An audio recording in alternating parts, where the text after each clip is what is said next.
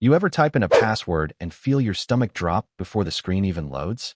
That was me at 1:14 a.m., hunched over my wife's laptop like some second-rate hacker in his own damn house. I'll start with this. I wasn't looking for trouble. Hell, I'd spent 15 years building a marriage I thought could survive anything. Debt, layoffs, her mother's annual nervous breakdown. But here's a fun fact nobody tells you. Most implosions don't start with shouting.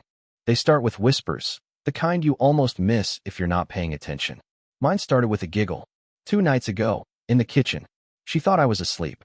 I heard it slip out of her like carbonated air, light, breathy, intimate. Not the laugh she gives me when I burn the pancakes.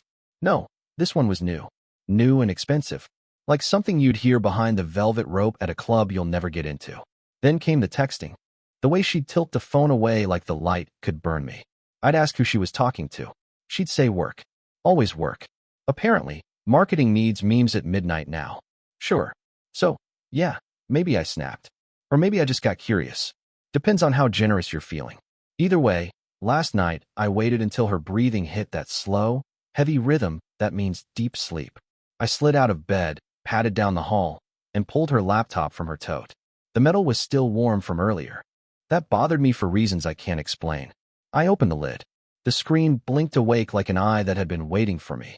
Login prompt. And then the stupidest idea hit me. Our wedding date. Month, day, year. It couldn't be that easy, right? It was. Her password was our wedding date. I swear I laughed out loud. A sharp, bitter sound that felt like a cough. There was something almost sweet about it. If sweet tasted like rust and gasoline. The desktop looked normal. Folders lined up like obedient soldiers. Finance. Photos. Work stuff. And then I saw it. A single folder sitting dead center. Bold name like it was daring me to click. Sundays. That word hit me harder than it should have. Because Sundays were ours. Pancakes, lazy music, her in that old college sweatshirt claiming it was still the softest thing she owned.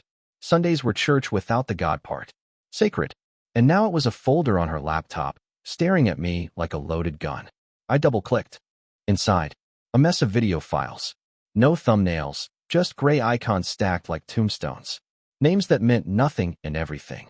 First, fire. Room 214. Room 214. That one made my pulse spike because, brace for the punchline, I'd seen those numbers before. 2 weeks ago, on a crumpled hotel receipt buried in the laundry basket under one of her hoodies. I told myself it was a business lunch. I told myself anything but the truth. I hovered over the first file.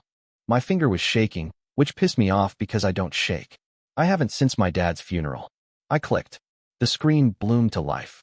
The audio hit first, low, muffled, but unmistakable. A laugh. Her laugh. That same expensive sound I heard in the kitchen. Then the camera adjusted, and, no, not yet. You're not ready. Neither was I. Let's just say this. What I saw didn't break me right away. It was slower than that. Like a hairline cracking glass, spreading while you stare. And here's the kicker. I couldn't look away. The video didn't buffer. It pounced. No spinning wheel of mercy. No lag to let me breathe. 1 second, it was gray silence. The next, it was her. Celine. My wife. Face tilted toward the camera like a confession. Hair loose, lips flushed, skin glowing in that way you only get after you've sinned and decided you like it. And then came his voice. Deep. Smooth. Confident. The kind of voice that doesn't ask, it assumes. You ready for me, baby? She laughed. Not the laugh I knew. Not the soft, inside joke giggle she gave me when I forgot where I parked. No, this laugh had teeth. It purred. Always. My breath hitched. My brain screamed stop, but my finger didn't move. I just sat there, watching a version of my wife I didn't recognize lean forward and pause. You ever hear the sound of your own pulse in your ears? It's like being underwater with a war drum in your chest. That's what it felt like when his hand came into frame. Tanned. Strong. Wedding ring free. She didn't care. She didn't even glance at the camera, except she did. At one point, she looked straight into it and smiled. Not guilty. Not afraid. Just smug. Like she knew someone would watch. Like maybe that someone was supposed to be me. And then I noticed something I shouldn't have been able to notice. The sheets. White with a faint pattern, little gray diamonds. My stomach turned because I'd seen those sheets before. At the Marriott. 2 towns over. The same hotel printed on the receipt I found in her laundry pile. The receipt I pretended didn't matter.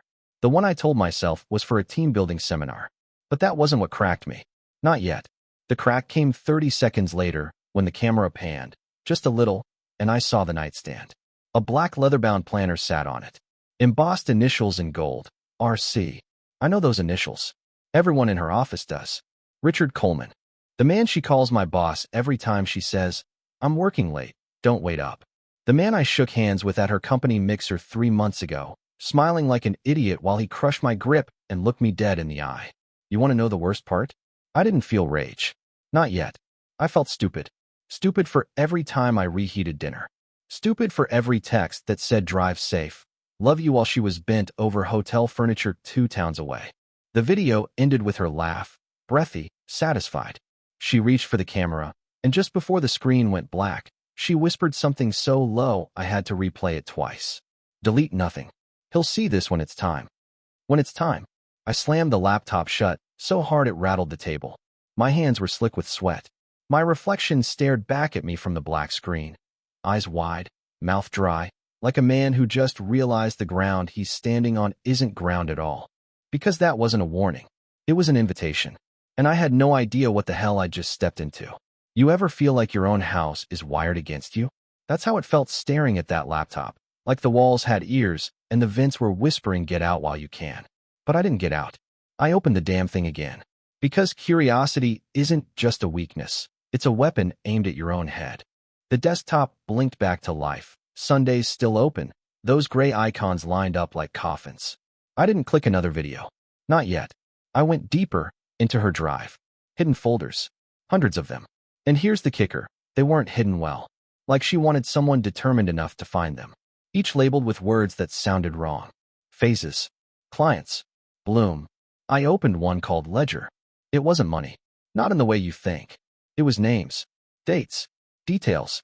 Dozens of them, stretching back 2 years. Each entry paired with cryptic notes. Caldwell, blue tie, likes control, blindfold mandatory. Armitage, cannot know wife suspects. RC, leverage complete, next cycle Q4.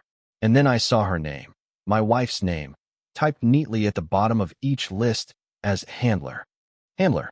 That word shouldn't belong to a real estate agent who binge watches home renovation shows and pretends to care about throw pillows. But there it was. I scrolled. My pulse was climbing like a fever when I hit the last line. It wasn't about Caldwell or Armitage. It wasn't about RC. It was about me. Rory, compliant, unaware, last stage approaching. Compliant. Like I was some assignment. Some project. Like my life was a spreadsheet she'd been updating behind my back. I slammed the laptop shut again, but this time it didn't make me feel any better. Because one thought burrowed in and refused to leave. This wasn't cheating. Not really. Cheating is sloppy. Selfish. Human. This was organized. Precise. And if Richard Coleman, the boss, was involved, that meant money. Influence. Power. And then my phone buzzed. One new message. From her. Wake up. We need to talk in the morning. Big news. I stared at those words until they blurred. Because here's the truth I haven't told you yet. She wasn't home. She'd left earlier saying she was doing late reports at the office. But now I wasn't so sure she'd ever planned on coming back. I didn't sleep. Didn't even fake it. I sat in the dark living room, staring at the blue glow of that laptop like it was a portal to hell. My head was pounding, but my hands steady. That scared me more than the pounding. Calm like this means you've already decided something you shouldn't. At 3:07 a.m., I went back in. Straight to her browser history. Scrubbed clean, of course. But not clean enough for someone who knows where to look. Her sync settings were still on, which meant the cloud. I opened the link drive. It asked for a password. I didn't even hesitate. Typed the wedding date again. And guess what? Door wide open. The first thing that loaded wasn't a folder. It was a live feed. A grainy security cam pointed at a hotel hallway. Dim light. Beige carpet. Door 214 front and center like a punch in the throat. Timestamp. Live. And then, like fate hates me, a figure walked into frame. Black blazer. Loose hair I'd kissed 1,000 times. Celine. My wife. Keycard in hand. Moving like someone who owned the night. But here's what froze me. She wasn't alone. Behind her, a man in a tailored suit. Broad shoulders. Perfect posture. And when he turned his head slightly toward the camera, the hallway light caught his face. Richard Coleman. My jaw locked so tight I thought I'd crack a molar. They didn't look drunk. Didn't look giddy. They looked businesslike. Like two people about to sign a contract no one could ever put on paper. She opened the door. They slipped inside. The feed stayed on that empty hallway, humming like a taunt.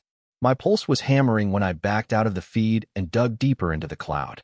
Found another folder, one-word label, failsafe. You know how sometimes your instincts scream so loud you feel it in your teeth? Mine were howling as I clicked. Inside were PDFs, scanned documents, bank transfers, offshore accounts. But one name jumped out like a bullet fired straight into my chest. My name. Next to an account in the Cayman Islands I've never seen in my life. Balance, for dollars. 2 million. And then the note below it. If primary doesn't comply, trigger stage 3. Comply. Stage 3. The same word from the ledger. My gut flipped because in that moment, I realized something ugly and undeniable. I wasn't just being cheated on. I was being positioned. For what? I didn't know. But I knew this. If they were setting me up for something this big, tomorrow's big news wasn't going to be a baby announcement. And then, another notification pinged. Top right corner of the screen. A live doc opened by someone else. Rory access detected. My blood iced. Someone was watching me. Right now? The alert sat there in the corner of the screen, pulsing like a heartbeat.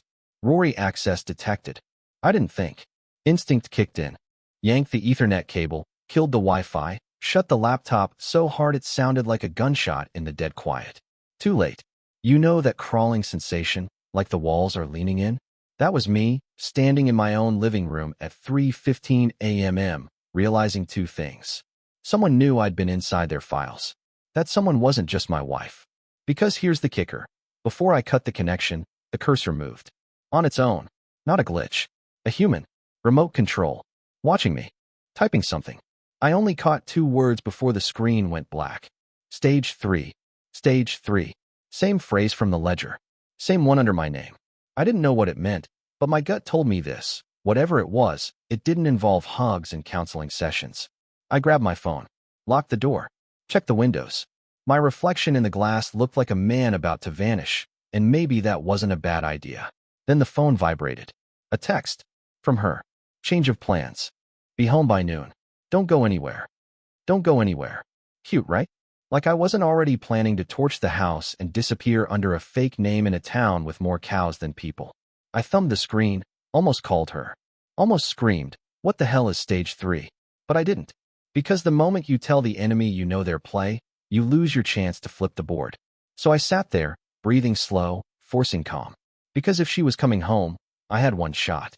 One chance to get ahead of whatever game I'd just stumbled into. I opened my own laptop. Different machine. Different network. I started pulling every piece of digital shrapnel I could salvage. Screenshots of that ledger, the Cayman account, her little video confession. If they wanted to frame me, they were going to have to work harder. Halfway through zipping the files, a thought hit me like ice water. Backups. Her phone. That device is a gold mine.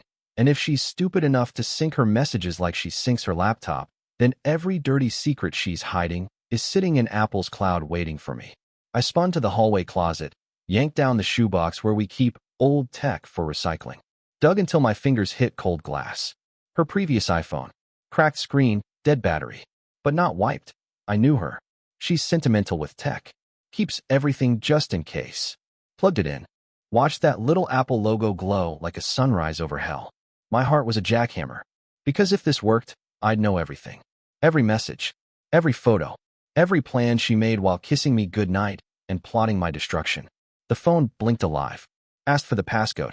And for the second time tonight, I typed our wedding date. Unlocked. I opened messages. Scrolled. And then I saw it. A thread pinned to the top, named only with a red heart emoji.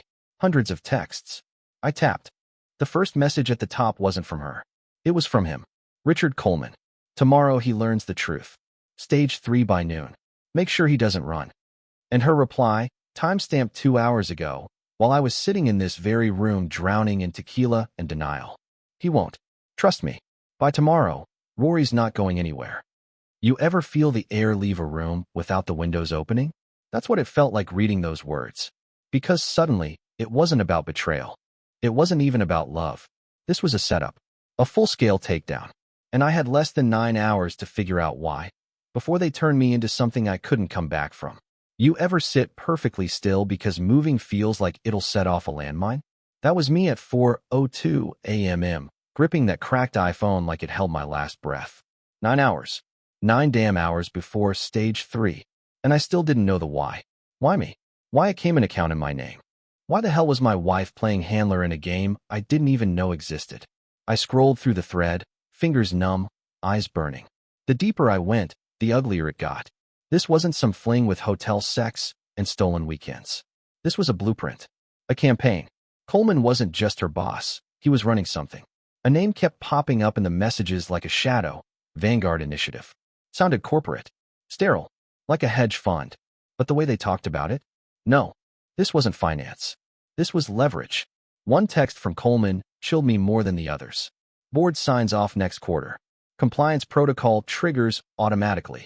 Legal fallout lands on him, not us. Fallout. Legal. Compliance protocol. My mind started connecting dots I didn't want to see. The company. Her firm. They handle infrastructure bids, government contracts worth millions. I knew that because she bragged about changing the skyline over cocktails. What if this wasn't about screwing around?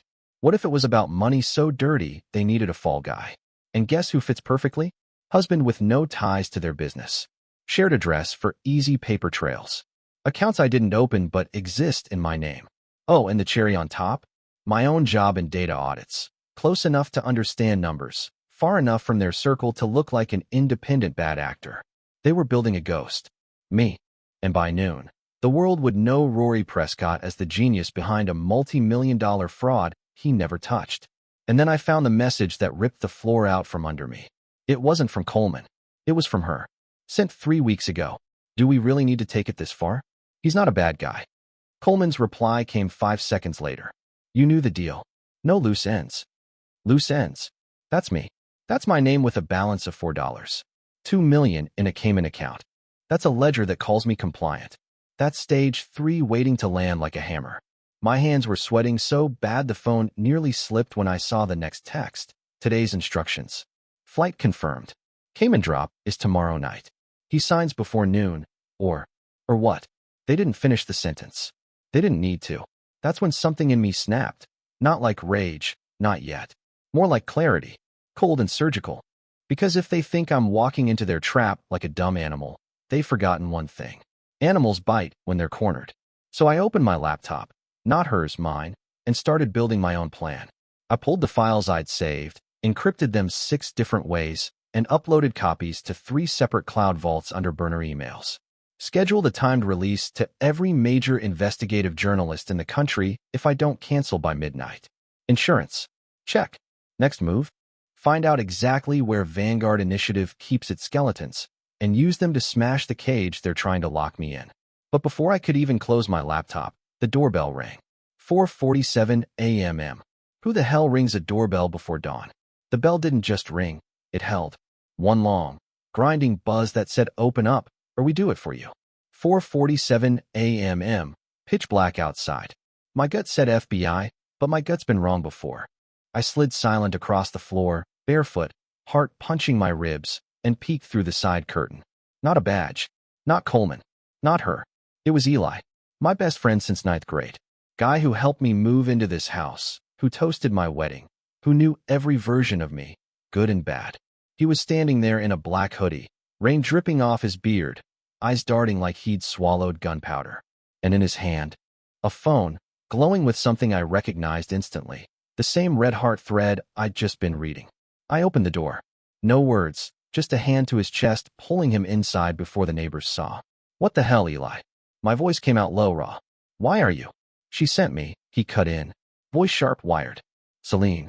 She told me to make sure you didn't do anything stupid before she gets back. The world tilted. She sent him? You've been in on this? He flinched, tiny, but enough. Not like that, man. She just called me an hour ago. Said you were spiraling. Said you found something you shouldn't have. I laughed, loud and broken. Something I shouldn't have? You mean the videos? The Cayman account? The little game where I take the fall for her and Coleman? His face drained. He didn't know about Coleman. Or maybe he did, and he's just Academy Award level shocked. I don't. Rory, what are you talking about? His hands were up now, palms out like I was the one holding a weapon. She told me you were paranoid, that you were messing with her work files. Work files? I repeated, cold. That what you call laundering kickbacks through shell core? That what you call stage 3? And then, there it was. The flicker. The microsecond where his eyes betrayed him. Recognition. You son of a... I lunged, grabbed his hoodie, slammed him against the wall hard enough to rattle the picture frames. My voice was a whisper because rage this sharp doesn't need volume. How deep are you in this, Eli? How long have you been babysitting me for her? Rory, listen. No. You listen. If you don't start talking in the next 5 seconds, I swear. She said they'd kill you. The words ripped out of him. Fast, frantic. You weren't supposed to find any of it. That's why she called me. To keep you breathing until this thing is done. Kill me. That's the first time anyone said it out loud. My grip loosened just enough for him to suck in air. My brain was a blender of fury and clarity because this changes everything. This isn't just fraud. This is containment. Permanent containment. I stepped back slow, stared at him like he was a stranger. Get out. Rory, get the hell out of my house before I decide you're just another loose and they need tied up. He left without another word, rain swallowing him whole. I locked the door, slid down against it, shaking, not from fear, from something darker. Because now I know 2 things for certain. Eli isn't the only one watching me. Noon isn't a deadline. It's an execution window. And if I'm still here when it hits, stage 3 won't just ruin me. It'll erase me. Time to vanish. Time to flip this game. I grabbed the burner laptop, the cracked phone, and one duffel bag. But as I zipped it, my own phone buzzed again. A notification I'd set up earlier. Backup upload complete. Scheduled release in 19 hours. Good. If they take me, they burn too. Then another buzz, different tone. A message from her. Whatever you're thinking, don't. We can fix this. Please. Just wait for me. Wait for her. Like hell. Because the next time I see Celine Prescott, she won't recognize the man standing in front of her. By 5:12 a.m., I was gone. Not just out the door, erased. Phone smashed, SIM card dumped in a storm drain. Car parked 2 neighborhoods over with the plates swapped. I walked under cover of pre-dawn until I hit the Greyhound station and bought a ticket with cash to Nowhere Special. The duffel on my lap felt heavier than it should. Not because of weight, because of what was inside. Her old iPhone, my burner laptop, and a single flash drive with every shred of poison I'd pulled from that cloud. Enough to set fire to careers. Maybe even countries. Somewhere between the first and second state line, I cracked open the files again. This time, I wasn't skimming. I read everything. And then I found the file that killed whatever scraps of love were still clinging to my ribs. Contract. PDF. I thought it'd be legal jargon about the shell companies. I was wrong. It was a prenup, but not ours. Not the standard, what's yours stays yours, nonsense we signed in good faith. No, this was drafted 9 months before our wedding and countersigned by a name that made my blood freeze. Vanguard Initiative Holdings. In black and white, it laid out the plan. Primary objective, secure legal and financial tether to subject Rory Prescott. Secondary, utilize subject's credentials to enable phase compliance for Q4 expansion. Contingency, in event of compromise, execute stage 3. Execute. That word didn't read like legalese. It read like a death sentence. And then came the kicker, the clause that spelled out why me. Why out of 8 billion people, they picked the guy who still folds his socks in pairs. Because of my father. The file said it plain. Target selected due to paternal lineage. J. Prescott, deceased. Former Defense Infrastructure Liaison. Legacy clearance pathways verified. Legacy clearance. My old man died when I was 22. Heart attack in a government cafeteria, or so they told us. Turns out he wasn't just pushing paper. He was holding keys. Keys I never knew existed. Keys they needed. And when he keeled over, those keys didn't vanish. They passed to me. You ever feel your whole life tilt like bad scaffolding? My childhood memories, those business trips Dad took, the late-night phone calls, the way he locked his briefcase even at home, they all lit up like flares. They didn't marry me for love. They married me for access. I sat there on that bus with strangers snoring around me, and for the first time since this started, I smiled. Because here's what they didn't factor in. If my father built doors, then somewhere out there, he left me a way to slam them shut. And I was going to find it, before noon, before stage 3, before they turned me into a ghost with a headline. My fingers flew over the keyboard, digging through every federal archive I could breach without tripping alarms. And then I hit it. A name buried in a clearance ledger like a fossil. Project Halcyon. My father's project. Marked classified. Critical system access. Access they want. Access I now know how to use. If they think I'm their fall guy, they're about to learn something ugly. Fall guys don't fall when they burn the stage first. And just as I locked the first layer of my counterplan, the Greyhound hissed to a stop in a nameless town, and my phone buzzed. The burner. Only one person had that number, because I hadn't given it to anyone. The text was short. 5 words that made my blood run cold. You're running out of time. No name. No number trace. But I knew who sent it. And for the first time all night, I whispered back into the dark. Not as fast as you think. The bus wheezed to a stop like it was tired of my secrets. Dawn broke gray and hollow, slicing the sky into pieces. I stepped off into a town that smelled like rain and old metal, my duffel slung low, my heart pounding like I was hauling dynamite instead of clothes and a cracked iPhone. I found a motel that rented by the hour and paid in cash. Curtains thin as excuses. Carpet that clung to your shoes. Perfect. I set up shop at the tiny desk, laptop open, adrenaline humming like bad wiring. First move, pull the trigger on the insurance. I logged into the burner cloud, confirmed the kill switch timer. 18 hours left. If I'm dead or offline, every file, the videos, the Cayman transfers, the contract PDF, goes to journalists, regulators, law enforcement. No one walks away clean. Then I did what they never expected. I logged into the clearance portal my father's ghost left behind. Project Halcyon. It wasn't just infrastructure. It was the skeleton key to government procurement systems. Power over who gets billion-dollar contracts. The reason Vanguard married me. The reason Stage 3 had my name all over it. My father left a note in the metadata, cryptic, like him. If you're reading this, you already know the rules. Leverage is survival. Trust no one, not even her. And that's when I made my decision. I wasn't running anymore. I was walking straight into their fire, because nothing terrifies predators more than prey that bites back. I sent Celine a message from the burner. You want compliance? Noon. Room 214. Come alone. 30 minutes later, the reply pinged. You're making a mistake. No, sweetheart. I was making history. 11:52 a.m. I was sitting in room 214 with my back to the wall, laptop on the table, Halcyon access glowing like a loaded gun. The door creaked at 11:59. She walked in like a storm in heels, hair slick, lipstick sharp, eyes full of the kind of calm you only get from knowing the game is rigged in your favor. Rory, she said softly, almost tender, like we were us again. Like I didn't have proof she sold me for a seat at someone else's table. You look good, I said. For a handler. That made her blink. Just a flicker, but I saw it. Then came the act. You don't understand, Rory. This wasn't supposed to touch you. If you just sign the compliance documents, everything stays clean. You walk away rich, safe. Safe.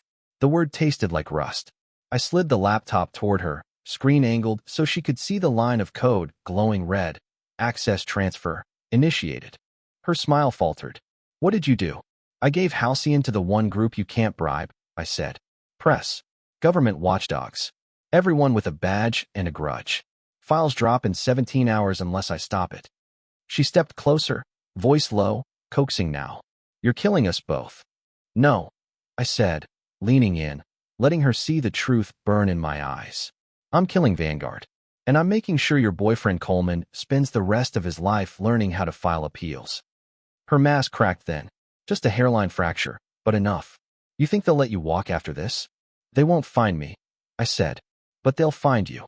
Because here's the part she didn't know. That cracked iPhone in my bag? It wasn't just a time bomb. It was the detonator. Every whisper, every text, every dirty dollar tied to her name was in those messages. I stood, slung the duffel over my shoulder, and walked past her slow. She didn't grab me. She didn't speak. Just stood there, shaking, whether from rage or fear, I'll never know. At the door, I paused, looked back once. You married me for access, I said. Congratulations. Now the whole world has it. And then I walked out of room 214, down the beige hallway, past the ghosts of every Sunday we'd ever shared, and into a future that wasn't safe, wasn't certain, but was mine again. Because here's the truth they never teach you in vows. Love is fragile, but leverage? Leverage lasts forever.